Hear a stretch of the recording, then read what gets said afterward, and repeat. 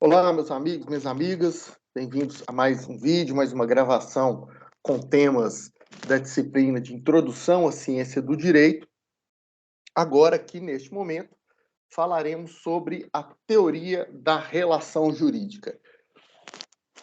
Um dos pontos mais importantes nessa construção teórica que vai permitir o funcionamento do direito na prática.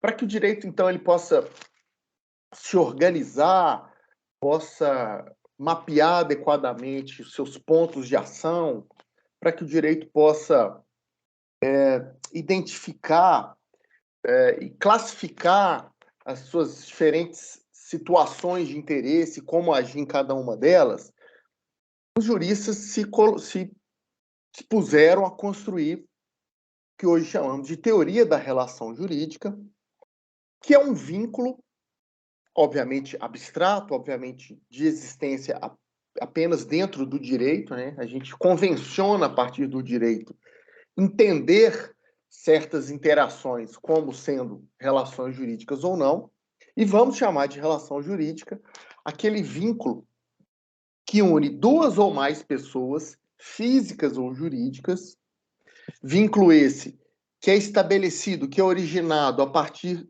de um chamado fato jurídico, e vínculo que tem uma amplitude, quer dizer, tem os seus limites, as suas fronteiras estabelecidas por normas jurídicas. Essas normas vão dizer quais efeitos jurídicos surgem dessa relação e vão permitir alguns, vão proibir outros, enfim.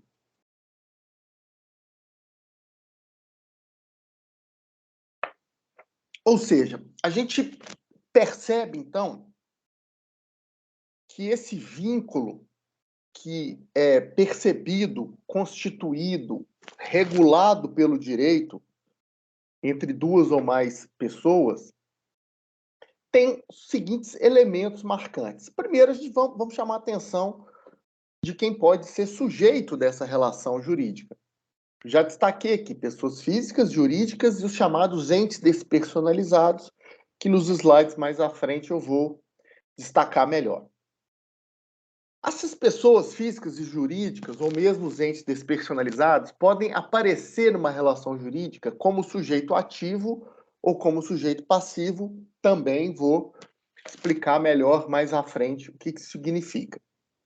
O vínculo que vai unir sujeito ativo e passivo, ou pelo menos o elemento que cria, que estabelece esse vínculo, é o chamado fato jurídico. E essa relação ela vai girar em torno do objeto protegido. Sujeito passivo e sujeito ativo se obrigam reciprocamente dentro de uma relação jurídica que vai se desenvolver em torno de um objeto. Aqui podemos falar de direitos reais, direitos pessoais e mesmo direitos de personalidade. Vamos ver com calma aqui, passo a passo, o que cada um desses elementos pode nos dizer melhor.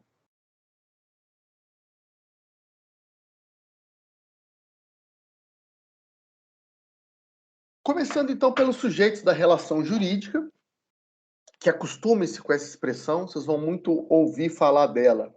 Se não com esses termos, pela outra forma de se referir a ela, que é sujeitos de direito, são todos aqueles que estão aptos a adquirir e exercer direitos e obrigações.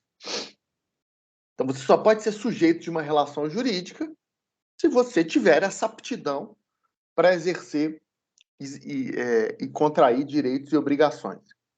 Aí você me pergunta, mas como é que eu vou saber se eu tenho essa aptidão? Quem mais tem essa aptidão? Isso é a lei que define. Não é a sua vontade, não é a minha, não é a sua opinião, mas é a lei.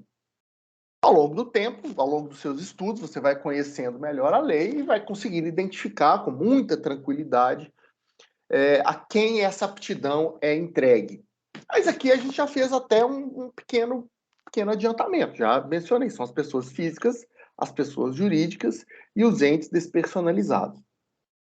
Já já a gente chega lá, mas eu queria primeiro trabalhar essas expressões de sujeito ativo e sujeito passivo. Então, quem tem essa aptidão para ser um sujeito de direito pode, então, protagonizar relações jurídicas, seja como um sujeito ativo, seja como um sujeito passivo. Essas posições elas vão ser ocupadas a depender do que essa relação jurídica estabelece, o que ela prevê para você. Se a relação jurídica te coloca na posição de exigir o cumprimento de alguma obrigação do outro sujeito da relação jurídica, então você está na posição do sujeito ativo. Ele é, então, aquele titular do direito subjetivo instaurado na relação jurídica e que pode exigir do sujeito passivo o cumprimento desse direito subjetivo. Fica, então, a noção até do que estamos entendendo como direito subjetivo. É aquela prerrogativa que a lei te dá, mas que depende da ação de uma outra pessoa e que você tem a possibilidade, dada também pela lei, de exigir dessa outra pessoa o respeito, o cumprimento ao seu direito. Vou dar um exemplo simples aqui. Quem compra alguma coisa, ou melhor, quem vende alguma coisa, tem o direito de exigir o pagamento, não tem? O sujeito ativo, então, dessa relação jurídica é o vendedor, que está na posição de exigir, que tem o direito subjetivo de receber o pagamento da venda do comprador. E que se o comprador não fizer esse pagamento voluntário, poderá o vendedor exigir isso de maneira compulsória em juízo, por meio dos mecanismos jurídicos. Então, o sujeito ativo, o titular do direito subjetivo, por exemplo, direito de receber o pagamento, instaurado na relação jurídica, por exemplo, uma relação de compra e venda, e que pode fazer valer esse seu direito, que pode exigir compulsoriamente o seu direito contra o sujeito passivo. O sujeito passivo, dá para deduzir, é quem está do outro lado da relação jurídica, é aquele que está obrigado, diante do sujeito ativo, a respeitar o direito subjetivo deste, praticando certo ato, no sentido de cumprir o direito do sujeito ativo, quando estamos falando de um direito positivo, ou mesmo abstendo-se de uma prática. Porque, às vezes, o direito do sujeito ativo é de uma abstenção. Às vezes, o direito subjetivo que a gente está analisando é o direito de exigir do sujeito passivo que não faça algo. Nesse caso, o sujeito passivo está obrigado a se abster de uma prática. No nosso exemplo aqui da compra e venda, focado ali na questão da venda, o comprador é o sujeito passivo, ele está obrigado a entregar ao vendedor o pagamento. Tanto sujeito ativo quanto sujeito passivo, sabemos, podem ser pessoas físicas, jurídicas ou os entes despersonalizados. Começando, então, a explicação desses termos, iniciando pela pessoa física, que também é chamada pelo nosso Código Civil de pessoa natural, aqui é o ser humano. O direito civil, o direito privado, o direito brasileiro como um todo, mesmo seus ramos de direito público, hoje consideram todo ser humano como pessoa física ou pessoa natural.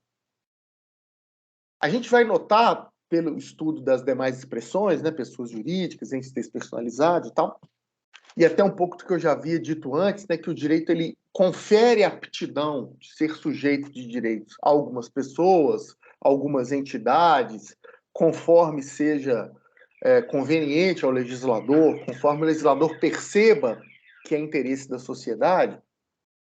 E nessa percepção, o legislador entendeu, o legislador atual, ele entende que é adequado que todo ser humano receba essa aptidão, vai receber, então, o que chamamos de personalidade jurídica. Essa aptidão, então, para ser sujeito de direitos, a gente chama de personalidade jurídica, e quando ela é atribuída ao ser humano, nós, no direito, vamos classificar, então, essa esse sujeito como uma pessoa física ou uma pessoa natural. Ok? Relembrando, então, recapitulando, a aptidão que damos, aliás, a aptidão que o direito dá para alguém ou alguma entidade ser sujeito de direitos é chamada de personalidade jurídica. Ela é atribuída, dentre outros destinatários, a todos os seres humanos, e quando a personalidade jurídica incide sobre o ser humano, e hoje, no direito brasileiro, isso acontece a partir do nascimento com vida do ser humano, desde o seu primeiro segundo de nascimento. Ele já tem a personalidade jurídica, e aí, então, juridicamente é classificado como uma pessoa física ou pessoa natural. Percebam que pessoa no direito é a classificação de quem recebe a personalidade jurídica. Isso pode ser tanto um ser humano, a pessoa física, como uma pessoa jurídica, que é o que a gente vai ver mais adiante.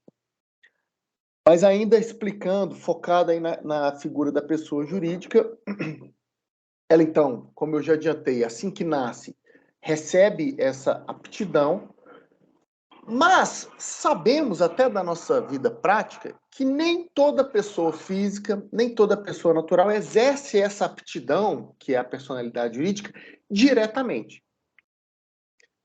A gente percebe na nossa própria vida prática que somente depois de uma certa idade é que o ser humano, pelo menos no direito brasileiro, começa a ser sujeito de direito, exerce a sua personalidade jurídica sozinho, diretamente. Ele vai lá e estabelece as relações jurídicas que lhe convém. Antes dessa idade, a gente percebe que, durante um tempo, nós precisaremos que alguém nos auxilie, né, alguém participe conosco no ingresso, nos atos jurídicos de ingresso numa relação jurídica, e mesmo antes ainda, no período anterior, os primeiros anos da nossa vida, alguém fará isso por nós. Se entraremos ou não numa relação jurídica, são os nossos representantes que decidem isso. Então a gente percebe que a personalidade, conforme ela pode ser exercida diretamente ou não pelo ser humano, gera uma outra noção paralela, que é o da capacidade. Então, o ser humano, ele nasce e adquire a personalidade jurídica, mas a capacidade jurídica, que é a possibilidade de exercer essa personalidade sozinho, isso ele só adquire depois de algum tempo. O direito, então, ele vai trabalhar com categorias chamadas de absolutamente incapazes, relativamente incapazes e capazes. Consideramos capazes aqueles seres humanos, aquelas pessoas naturais, aquelas pessoas físicas, que têm mais de 18 anos e que, por lei, nessa idade, adquirem a possibilidade de diretamente, sem intermediários, sem auxiliares, estabeleçam as relações jurídicas das quais queiram participar. Estamos falando de compra e venda aqui, como exemplo, desde o slide anterior. Então, vamos manter o exemplo aqui. Alguém quer comprar um imóvel, tem dinheiro, vamos imaginar que essa pessoa tenha dinheiro, e aí ela quer comprar um imóvel, ela pode pura e simplesmente procurar o vendedor e dizer, olha aqui, ó, celebra o contrato comigo, vamos negociar nós dois e fechar esse contrato, criar essa relação jurídica entre nós, sem intermediários. Pode, se ela for plenamente capaz. E a plena capacidade jurídica é adquirida no direito brasileiro aos 18 anos. Existe até uma possibilidade de se adquirir essa capacidade antes dos 18 anos, que é por meio da emancipação. Mas isso é um tema de teoria geral do direito privado, uma outra disciplina.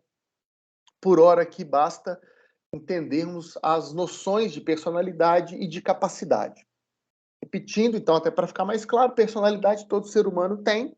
A partir do seu nascimento, a personalidade já lhe é atribuída pelo direito.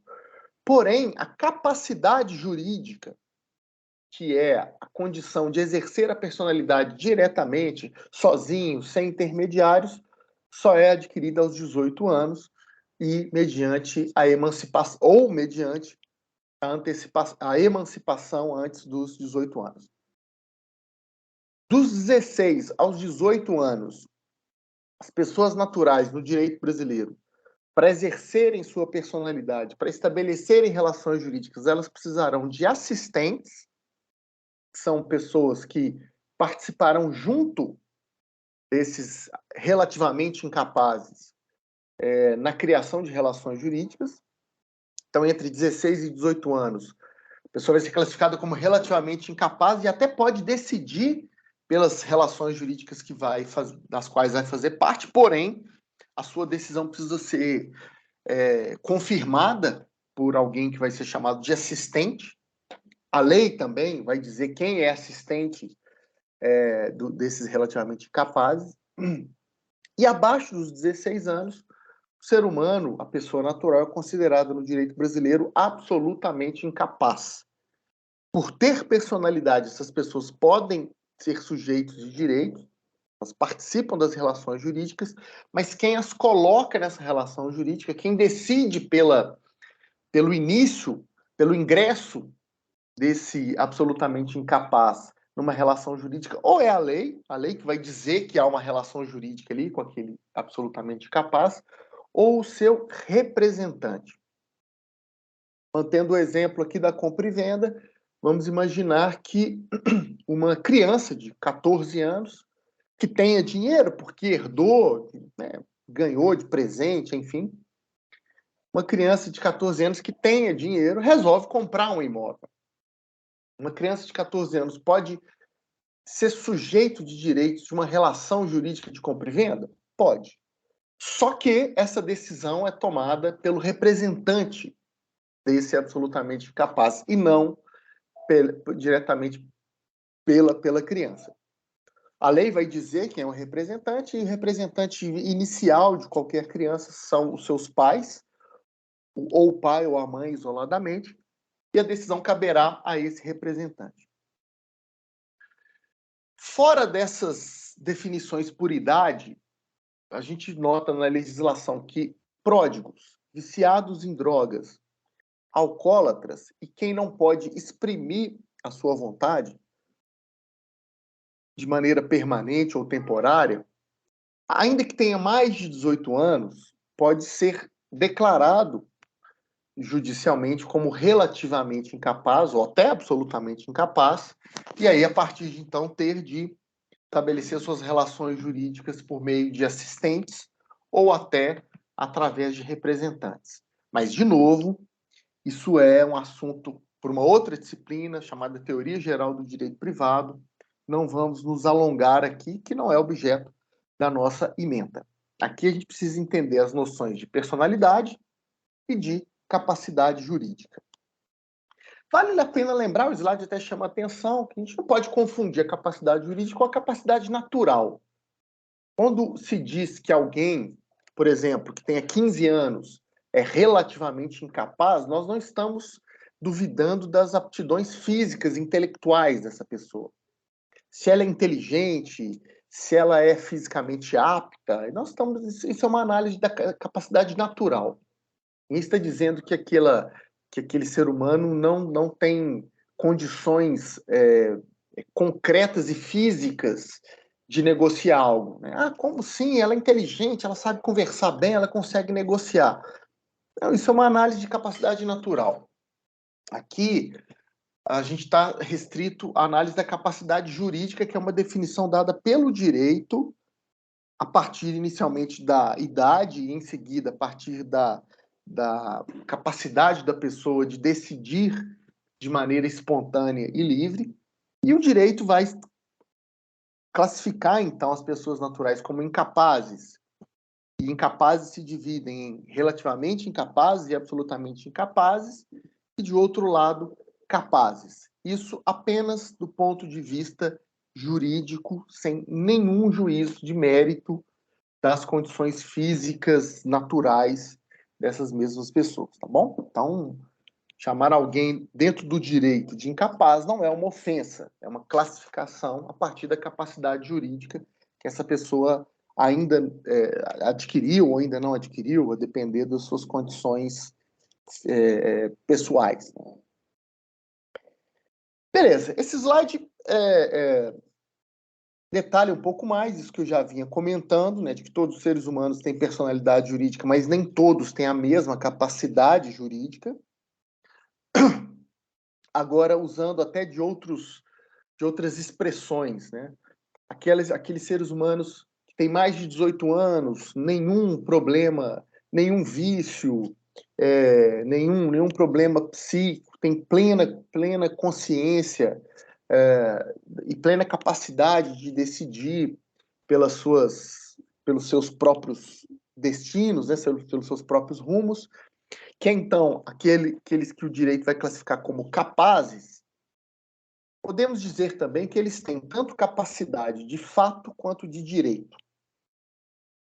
Agora, aqueles que são classificados como incapazes, vale a pena lembrar, se desdobram em relativamente incapazes e absolutamente incapazes, esses têm capacidade apenas de direito. Dê uma olhada aí no slide. Capacidade apenas de direito é aquela em que o titular não pode responder pessoalmente. Ele não decide se pelo seu ingresso numa relação jurídica pessoalmente. Ele precisa que alguém decida por ele, ou ele precisa que alguém decida junto dele. Os incapazes têm apenas capacidade de direito. Agora, terão capacidade de direito e, de fato, aqueles que exercem pessoalmente a sua personalidade jurídica, sem intermediários, sem substitutos, sem assistentes. São, repetindo, os maiores de 18 anos, os emancipados e que não tenham dificuldade em se expressar, não sejam viciados em drogas, nem em álcool, nem pródigos. E a pessoa jurídica? Bom, pessoas jurídicas já não são mais seres humanos, nós estamos nos referindo aqui, então, a entidades ou a instituições que recebem a personalidade por decisão do direito. O legislador entendeu que certas entidades precisam ter aptidão para ser sujeitos de direito para que elas possam cumprir melhor as suas funções, né, os seus objetivos. Essas entidades, então, recebem a personalidade e passam a ser chamadas de pessoas jurídicas, porque elas não têm uma existência física, elas não existem de carne e osso como seres humanos, mas elas serão tratadas pelo direito como sujeitos de direito, assim como os seres humanos são. A pessoa jurídica, então, é uma entidade que recebe a personalidade e também capacidade jurídica. A partir do momento que ela é validamente criada e recebe essa aptidão, ela pode ingressar em relações jurídicas, estabelecendo, então, direitos e deveres, contraindo direitos e deveres para si. Antes de dar exemplo sobre pessoas jurídicas, eu vou só dar uma primeira subdivisão na classificação delas, porque eu já dou os exemplos dentro dessas categorias. As pessoas jurídicas podem ser de direito público ou de direito privado. Pessoas jurídicas de direito público são criadas por lei e elas têm por objetivo, definido em lei, perseguir, buscar concretizar algum interesse público. Por exemplo, autarquias são pessoas jurídicas de direito público, os Estados-membros da Federação, os municípios, o Distrito Federal, a própria União, são todas hipóteses de pessoas jurídicas de direito público. Então, vamos pensar aqui num município, não, numa autarquia, né? O INSS, por exemplo. Uma autarquia previdenciária criada por lei. E a partir do momento que ela é criada como autarquia, a ela pode ser atribuída a personalidade, isso vai ser dado pela própria lei que a cria, já define ali que está criado o Instituto Nacional de Seguridade Social, pessoa jurídica de direito público, aquela lei então já estabelece o início da existência daquela pessoa jurídica e o início de atribuição da personalidade a ela, e essa lei já define a capacidade daquela pessoa jurídica. A lei já vai dizer os objetivos para os quais aquela pessoa jurídica foi criada e o que ela pode ou o tipo de relação jurídica na qual ela pode ingressar está ligado, está vinculado aos seus objetivos. Já as pessoas jurídicas de direito privado, elas são criadas por um ato constitutivo privado. Na grande maioria das vezes, trata-se de um documento escrito por uma pessoa física ou jurídica, em alguns casos, por no mínimo duas pessoas físicas ou jurídicas em outros casos, ou em situações mais excepcionais, a pessoa jurídica de direito privado tem início por um ato constitutivo privado derivado de um patrimônio. Já explico melhor cada uma dessas situações, mas quero só ressaltar que as pessoas jurídicas de direito privado são criadas para buscar a satisfação de objetivos individuais, de objetivos dos seus criadores, que ainda que possam ser objetivos altruísticos, né? Alguém cria uma pessoa jurídica de direito privado para fazer filantropia, ainda que a ideia seja ajudar a todo mundo, aquele é o objetivo do criador daquela entidade, por isso que a gente vai classificar aquilo como um objetivo privado.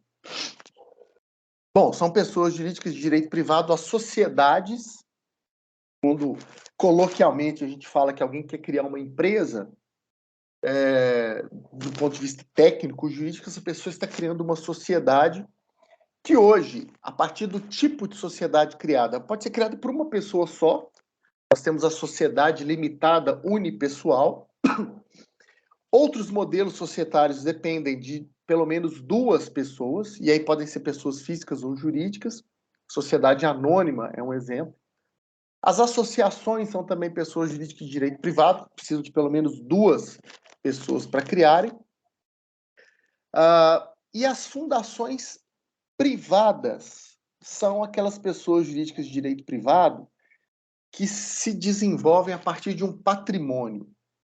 Então, existe uma pessoa física ou jurídica que pega parte do seu patrimônio, abre mão dessa parte desse patrimônio e destina isso do qual ele abriu mão para a criação de uma fundação. Então, precisa ser alguém que tem um patrimônio muito vasto, então, uma pessoa muito rica, define lá, eu vou pegar aqui 1 milhão do meu patrimônio e vou criar uma fundação de financiamento de bolsas de estudo.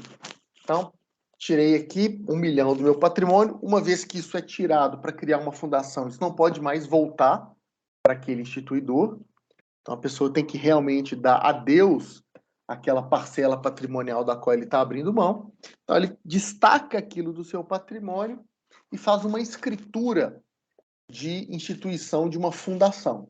Estabelece que a partir daquele patrimônio ali, que passará a ser da fundação que ele está criando, aquele patrimônio será gerenciado pelas pessoas que o instituidor vai estabelecer. Então, ele já diz ali, fulano e beltrano serão os administradores desse patrimônio que eu estou destacando para a criação da fundação. E a gestão desse patrimônio vai gerar uma receita para o cumprimento dos objetivos dela. No meu exemplo aqui é uma fundação para financiar bolsas de estudo, né? Então, perfeitamente, aquele patrimônio ali vai ser gerenciado pelas pessoas descritas pelo criador da fundação e a receita dessa gestão vai cumprir os objetivos daquela fundação.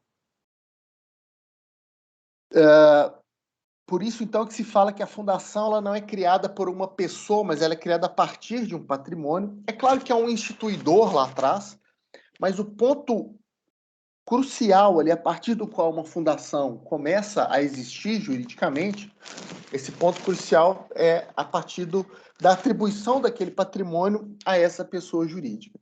Então, por isso que se diz muito que a fundação é criada a partir de um destaque patrimonial. Mas as outras pessoas jurídicas de direito privado, organizações religiosas, partidos políticos, sociedades e associações, são criadas por outras pessoas físicas e jurídicas, no mínimo duas, ou basta uma no caso de uma sociedade limitada unipessoal. É preciso, então, fazer um documento escrito de constituição dessa pessoa jurídica de direito privado, levar este documento escrito a registro ou no cartório de registro civil das pessoas jurídicas, ou na junta comercial, caso seja uma sociedade empresária. A partir desse registro, aquela pessoa jurídica de direito privado passa a existir juridicamente, passa a ter personalidade também, então, portanto, ela pode ser sujeita de relações jurídicas conforme os seus administradores decidirem. E como essa personalidade pode ser exercida, em que situações, essa é a definição de capacidade dessas pessoas jurídicas, também as de direito privado, têm a sua capacidade ligada ao seu objetivo. Então, uma fundação criada para financiar bolsas de estudo, ela tem personalidade, ela pode fazer parte de relações jurídicas, mas somente aquelas ligadas ao seu objeto, que é financiar bolsas de estudo. Então, alugar uma sede para funcionar, isso tem a ver com o objeto dessa fundação. Então, ela pode celebrar um contrato de aluguel. Contratar funcionários para ajudar no seu objeto. Então, também ela pode fazer isso, está ligado ao seu objeto. Intermediar compra e venda de imóveis. Não, isso não tem nada a ver com esse objeto, com o objetivo dessa fundação. Para esse tipo de relação jurídica, ela não tem capacidade, ela não pode, então, ingressar nesse tipo de relação jurídica. Muito bem. E falta falarmos dos entes despersonalizados, mas o tempo dedicado a essa primeira parte já se esgotou. Eu vou interromper esse vídeo aqui, mas a gente continua essa conversa na segunda parte, ok? Então, só você procurar aí no Moodle, no YouTube, onde quer que você tenha tido acesso a esse vídeo, essa segunda parte, a gente segue com essa nossa conversa por lá, tá bom? Valeu pela atenção, obrigado, até a próxima parte.